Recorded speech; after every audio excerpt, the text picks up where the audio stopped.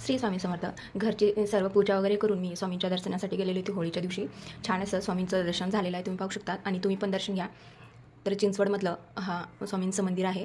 त्यानंतर औदुंबराचं दर्शन घेतल्याच्यानंतर स्वामीचं दर्शन घेतलं आणि स्वामींच्या मंदिरापुढेच होळी पेटवली गेली होती. छान अशी मोठीपण आणि छोटीपण छान अशा प्रकारे होळी पेटवलेली होती आणि सर्वजण पूजा करत होते.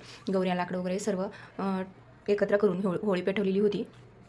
छान असं वाटत होतं. वातावरण पण खूप छान असं मन प्रसन्न करणार होतं. त्यानंतर आम्ही पण स्वामींचं दर्शन घेतलं आणि होळीचं दर्शन घेतलं आणि लगेच निघालो. तर पाहतात तर काही सोसायटीमधले पण आमची होळी पेटलेलीच होती. मी होळीच्या पूजेसाठी सर्व साहित्य तयारच होते, तर मी वरती जाऊन पटकन सर्व साहित्य आणले पूजेचं आणि पूजेला सुरुवात केली. त्याच्यानंतर पूजा झाल्याच्यानंतर असे पाणी टाकत फेऱ्या घेतल्या जातात का तुमच्याकडे, हे नक्की कमेंट करून सांगा. तर आमच्याकडे तर घेतात असे.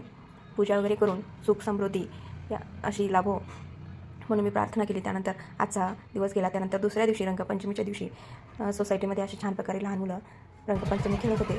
छोटंसं शूट घेतलं होतं, ते तुमच्यासोबत